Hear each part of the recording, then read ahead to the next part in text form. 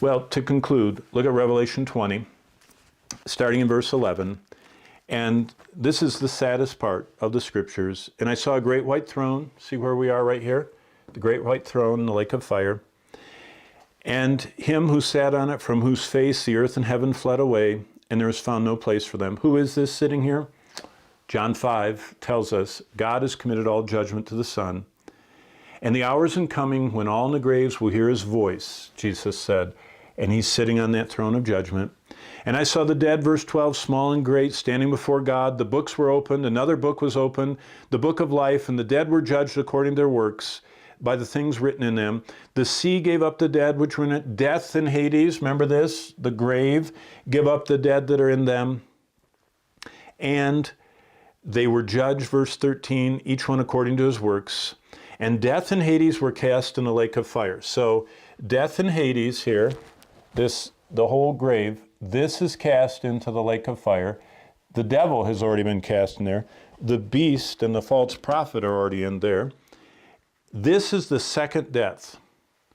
Remember, it's appointed on man once to die, then the judgment. And anyone not found written in the book of life was cast in the lake of fire. We should fear the holiness of Jesus. No scene in the entire Bible grips our minds and stirs our souls as much as these last verses of Revelation 20. Imagine the scene. In one moment, all the angels and all the humans who have ever lived on this planet, into the billions of souls, are assembled. In utter silence, it opens. In the glow of God's glowing throne stand the redeemed of all the ages. Behind them, in countless ranks, the angelic hosts. And then the dead, small and great, are assembled. Every person who has ever lived, not one soul escapes this summons. By the way, Jesus spoke more about this moment than any other moment. He spoke more about hell than heaven. 2 for 1. And this lake of fire is what Jesus constantly warned about. In Christian circles, we speak more of heaven than hell. Yet Jesus warned of hell from the start of his ministry to the end. In the Gospel of Matthew, from chapter 3 through 26, there's a common theme, eternal judgment. Jesus preached continually about the horrors awaiting the lost ones. Well, as I read through the scriptures, I look for scriptures about what I call the hideous doctrine of hell. And basically, I'll summarize it this way. Jesus said, the horror of hell is that it's eternal darkness. Hell has two aspects that are rarely considered, which are both curious and frightening. On earth, we take for granted two physical properties that keep us physically and mentally stable. The first is light. The second is solid, fixed surfaces. Oddly, these two dependables aren't in hell. It says, you see on the slide in Jude 1, 7 and 13, that hell is the blackness of darkness. It's called, in Revelation 20, a bottomless pit. So the people in hell are in an endless tumble, a bottomless pit, always falling in pitch black darkness. Think about what Jesus said. Jesus said in Matthew 8:12, what a person who just entered hell, be it your neighbor or your relative or coworker or friend, after the roar of physical pain blasts them, they spend the first few moments wailing and gnashing teeth, Jesus said. But after a season, they grow accustomed to the pain, not that it's tolerable, but their capacity has enlarged.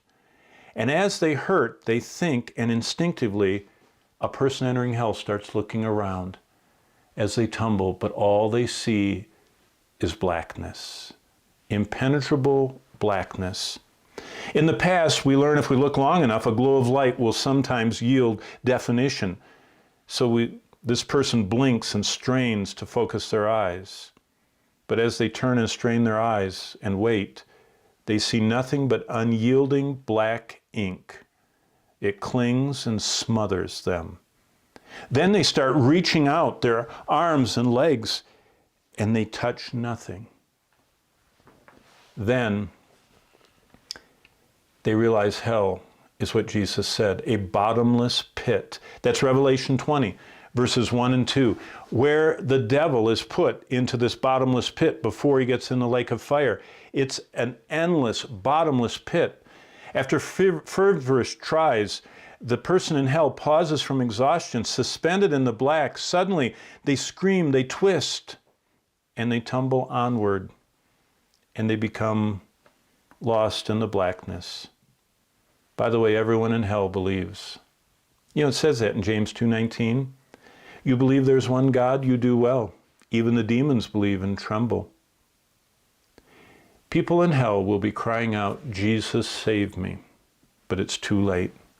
Revelation 14:11 says that they have no rest, night or day. The smoke of their torment goes up forever. They have no rest, night or day.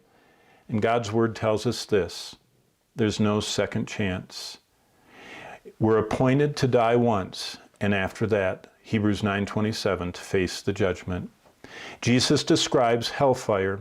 He said there's two entrance gates, two roads, two destinations, destruction and life. Two groups of travelers, many who are on the broad road leading to destruction, few that will repent and come to Christ. So back to this chart I showed you. Jesus died and finished the price of salvation for our sin on the cross. When he died, he was buried into this tomb, and it says in Luke 16:22 and Luke 23:43 that he went to the spot called paradise with the thief. After he took the thief and all the redeemed from paradise, it says in, as you see on your chart there, in the book of Ephesians chapter 4, verse 8, that he takes all of captivity captive. He preaches, as 2 Peter 2:4, to the spirits that are in prison.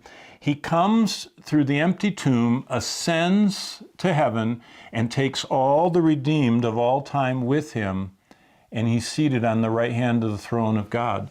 Now, what's interesting, in the Garden of Eden there was paradise, but after man fell, paradise moves down here to what's called Abraham's bosom, but Jesus takes paradise here, and we see it in heaven. And when Paul was stoned to death, 2 Corinthians 12:4 says, he was taken to paradise. In Revelation 2:7 it says that those who love Christ in the church on earth go to paradise. So that's what we call Christ's tour of the underworld. But the bottom line is this: paradise is coming to earth, a perfect environment come, but without a new heart, people rebel.